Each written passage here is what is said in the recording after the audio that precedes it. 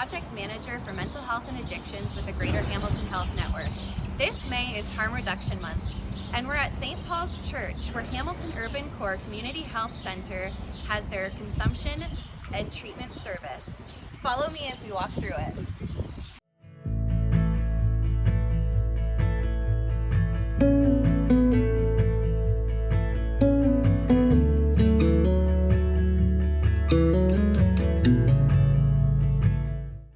Good morning and welcome to CTS. As you can see, we have an amazing space here, a beautiful courtyard.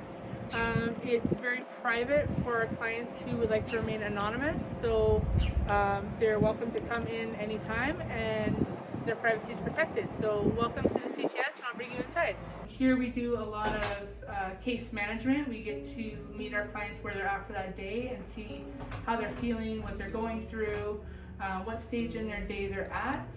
When they're having a really bad day, we generally try to have them sit down and have a conversation with them to make sure that they're feeling better about themselves and their world and their life before they go in to use the space for a better experience. So while clients are in this space, we generally try to connect them to all the services that Hamilton Urban Core Community Health Center offers.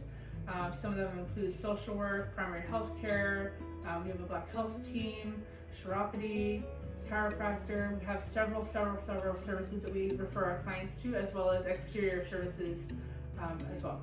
So when people come to our door, they are often asking for using the site, harm reduction supplies, food, which includes coffee and hot chocolate often. So a lot of our internal referrals come from being in this room, talking to clients and meeting them where they're at.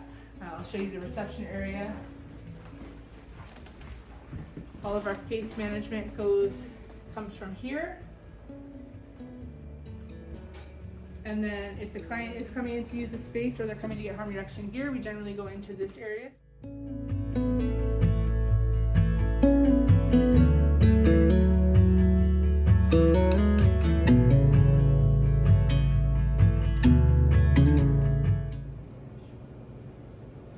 So when our service users attend the site, they'll come back for consumption. They'll come back here to a sanitized table set up with the supplies that are most often used by clients.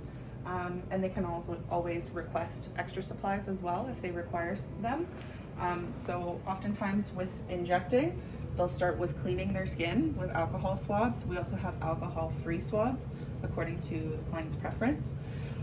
Sterile water and the cooker, which is used to, the clients add sterile water to their substance within this cooker here to break down the substance into injectable form, and then needles as well that are sterile and single use. Finally, the tourniquet. Clients will also dispose, after using their substance, they'll dispose of their sharps and their glassware in here. We also provide naloxone kits to our service users to help respond to overdoses within the community when they choose not to use within the site. So we provide both injectable and nasal, and this is a nasal kit. So there's 2 doses there. And here you'll see an injectable kit, which is intramuscularly.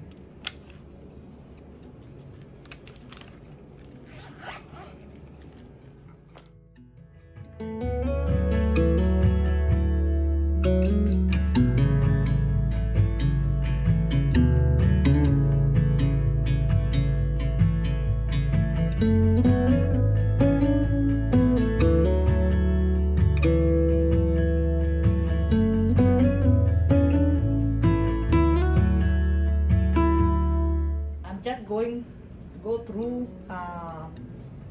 the protocol that we follow and the items that we use when we have any overdose at any given time. So as Tiffany saying, when our clients come, what we need to do is to ask what they are using, what substances they are using, and the amount of the substances that they are using, because we know that the resuscitation measures are also different from one substance to another substance. So just in case someone has gone into overdose, especially those who are using opioids, we first start by monitoring the oxygen, and we have the oxygen monitor. So if the oxygen is below, the blood circulation oxygen is below the normal saturation, we start clients on the oxygen. So depending on how much the oxygen saturation is and how the client status is, we regulate and see how much we can give, how much of oxygen we can give, and we have the mask and everything that we use during the oxygen administration. And we go regulating depending on how the client goes. So if the client is still not coming up, even with the stimulation and even with oxygen, then every day when I come as a nurse, I prepare naloxone and I keep them standby. So if the oxygen is not working, then I will go to naloxone, depending on how the client is and my assessment and their status. I will know how much to give. Is it just a bump or half of this or a whole dose, which is 0.4 milligrams? And if still the client is not coming up after the first dose, we give a gap of 2 to 3 minutes. Then I can give a second naloxone, that is intramuscularly. And with the second dose, the protocol demands me that we're supposed to call the EMS after giving the second dose. If they are waking up with the first dose, then we can stop them and we continue stimulating until the client is okay. If they are not okay, then after those few minutes, we give second naloxone and then we can call EMS. Occasionally, when we call EMS, some of our clients have already woken up, probably with the second dose, and some of them I have observed, many actually don't want to go to the hospital, but we give them, it's their freedom, they choose what they want. If they don't want to go to the hospital, then they're able to walk by themselves. We just make sure that whenever they are leaving the space, they are completely well so that they don't go out and collapse there. But most of them actually don't want to go to the hospital. Others accept to go with EMS, which is a good thing.